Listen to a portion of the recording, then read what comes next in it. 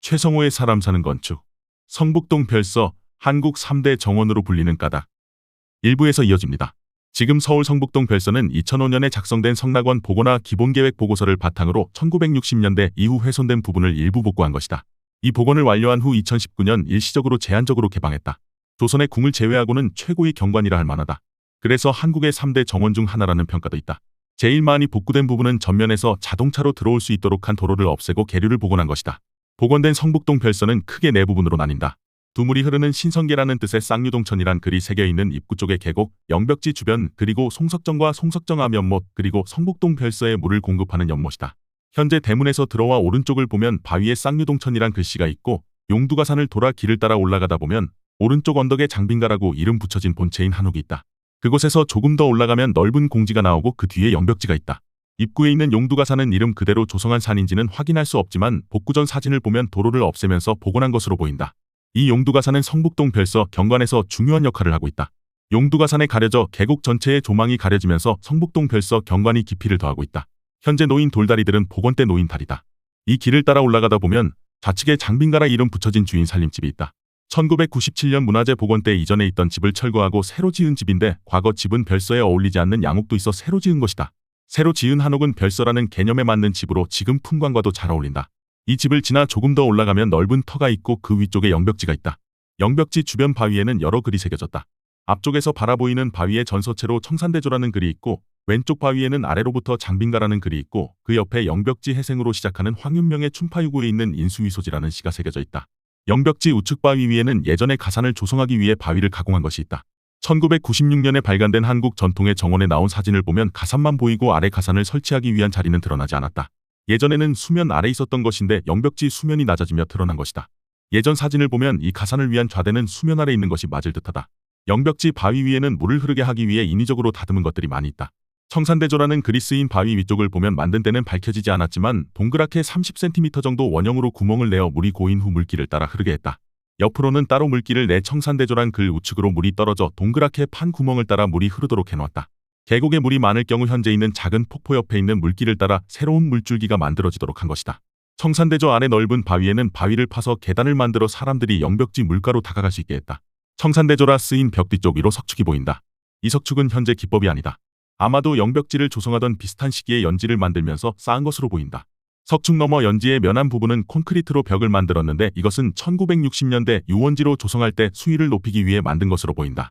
억지로 높게 만들다 보니 영벽지에서 바라보는 경관이나 송석정에서 바라보는 경관이나 벽으로 막힌 듯 답답하다. 연지 오른쪽에 전면 7칸의 야영 평면을 한 송석정이 있다. 현재 송석정은 예전에 있었던 규모로 다시 지은 것이다. 전체적인 배치로 보면 송석정이 있는 곳에는 작은 정자가 어울린다. 그래서 송석정과 같은 큰 규모의 건물이 있었을지 의문이다. 성북동 별서의 물은 위쪽에 있는 저류지에서 나와 계곡을 따라 흐르다가 송석정 측면을 지나 송석이라 새겨진 바위 앞을 지나 연못에 이른다. 물 흐름의 구성을 보면 물은 연못에서 발원하여 흐르다가 작은 폭포를 만들고 다시 흘러 바위 위에서 여러 갈래로 흘러내린다. 여러 갈래로 흐르도록 바위를 가공한 것으로 보인다. 이 경관은 성북동 별서를 이루는 여러 경관 요소 중 어쩌면 으뜸이라 할 수 있는 재미있는 공간이다. 정자는 이 물길과 송석이라는 글까지 한눈에 바라볼 수 있는 곳에 있어야 한다. 그 경관을 보기 위해서는 지금보다는 2칸 정도 물러 있어야 한다. 지금 송석정은 너무 물길 쪽으로 붙어 있어 이런 경관을 볼 수 없다. 송석정은 대지경계에 바짝 붙어 있어 담 너머가 도로다. 지금 송석정은 1961년 또는 1954년에 지어진 것이다. 그때만 해도 주변 부지 전체가 성북동 별서 소유였다. 그러므로 송석정을 지을 때 지금과 같이 될 것을 생각하지 못했을 것이고 뒷부분이 지금처럼 답답하지는 않았을 것이다. 휴양지 개발 사업이 무산된 후 부지를 분할하여 매각하면서 도로를 송석정에 최대한 붙여 개설한 것이다. 송석정을 짓기 전에도 이곳에는 연지 경관을 보기 위한 정자가 있었을 것이다. 그 정자 위치와 규모가 어느 정도였는지는 모르겠지만 그리 크지는 않았을 것이다. 그때 모습은 어떠했을까? 성북동 별서를 돌아보며 경관에서 물의 가치를 새삼 느낀다. 물이 없는 계류의 가치는 반감될 수밖에 없다. 북한산을 자주 오르지만 물이 흐르지 않는 북한산 계곡은 삭막하다. 물과 물소리가 함께 어우러지는 풍광이 진정한 계곡의 풍광이다. 성북동 별서를 방문한 때는 오랜 동안 비가 오지 않았음에도 계곡의 물이 그치지 않았다. 이 물은 80m쯤 위쪽에 있는 연못에서 공급되는 물이다. 그런 점에서 위쪽에 있는 연못을 확보한 것은 경관보전이란 관점에서 신의 한 수가 아닐까 한다. 보거나 보고서에 나온 이전의 송석정은 소나무가 건물 내부를 관통하고 있었다. 지금은 소나무가 없다. 현재 송석정에 소나무가 없는 상황과 건물 부재 등을 살펴보면 1961년 즈음 위락시설을 위해 지었던 송석정은 아닌 것으로 지은 지 그리 오래되지 않은 것이다. 솜씨로 보면 목수 한 사람이 별채와 송석정 모두 지은 것으로 보인다. 하여간 예전 소나무가 관통한 송석정은 그 이름에 걸맞았는데 사라진 것이 아쉽다. 성북동 별서에서 우리가 주목해봐야 할 것은 영벽지 옆언덕에 있는 바위다. 바위는 폭 90cm, 깊이 20에서 30cm 정도로 요형태로 파있고 도로처럼 평평하게 다듬어 놓았다. 마치 사람이나 바퀴 달린 것이 편하게 다닐 수 있게 길을 낸 것 같다. 이 끝에서 약간만 경사를 줘 목재로 만든 다리나 석축을 쌓으면 자연스럽게 연지를 조성하기 위해 만든 두개 이른다. 조선시대 양반들은 가마를 타고 산을 올랐다. 혹시 그렇게 다니려고 바위를 파 길을 만든 것은 아닐까? 이런 전제로 보면 영벽지 아래 있는 평평하고 넓은 공간은 해방 후가 아닌 영벽지와 연지를 만들 때 조성된 것은 아닐까 하는 생각이 든다. 마지막으로 성북동 별서에 있는 별채를 이야기해보자. 별채는 아래 1층은 콘크리트와 조적조이고 2층은 순수한 한옥으로 지어졌다. 일단 목재와 치목 솜씨를 보면 대단히 능력이 있는 목수가 지은 것으로 보인다. 앞서 언급했듯이 송석정을 다시 지은 목수가 별채도 지은 것으로 보인다. 현재 2층은 다목적 용도로 사용할 수 있을 것 같다. 무엇보다 2층에서 바라보이는 경관이 좋다. 현대적 의미에서의 정자로서 활용할 수 있다. 거기에 1층을 전시공간 등으로 활용한다면 성북동 별서 경관을 훼손하지 않으면서도 활용 가능한 건물이다. 어쨌든 전체적인 성북동 별서 복원 사업의 관점에서 별채 활용 여부를 결정하게 되겠지만 충분히 활용 가능한 건물이 아닌가 한다. 성북동 별서 문화재 지정 과정에서 문제가 된 것은 고증부실과 훼손이다. 고증부실은 문화재청이 다시 연구해서 해결됐다. 그런데 훼손 문제는 아직도 논란 중이다. 그런데 다른 관점에서 보면 성북동 별서의 문화재적 가치에 대한 논란은 우리 근대사에 대한 역사적 평가와도 관련이 있다. 지금 문화재라고 하는 것은 대부분 일제강점기 이전 시대에 만들어진 것을 전제로 하고 있다. 이런 구분 때문에 근현대에서 이뤄진 변화에 대한 가치를 상대적으로 낮게 둔다.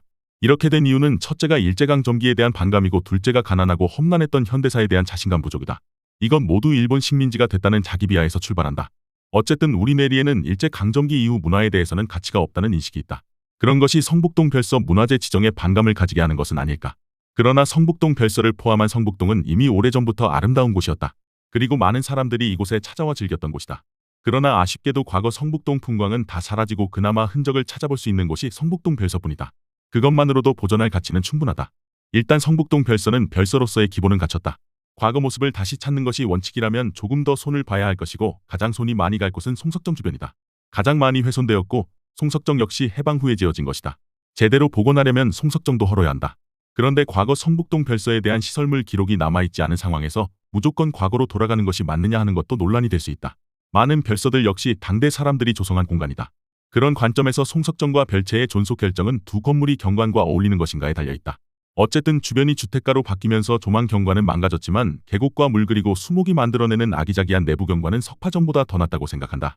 그리고 일부 훼손된 곳은 연구에 따라서 최소한 일제강점기 때 모습까지는 원상복구가 가능하다고 본다. 얼마 전 필자가 방문했을 때도 2019년 임시개방을 위해 정비한 상황에 비해서도 많이 훼손됐다. 계속 훼손되도록 방치하는 것은 문제가 있다. 국가지정 문화재인 만큼 지금이라도 국가가 적극적으로 나서서 소유주와 협의해 경관 보존을 위해 노력해야 하지 않을까 한다. 더 칼럼니스트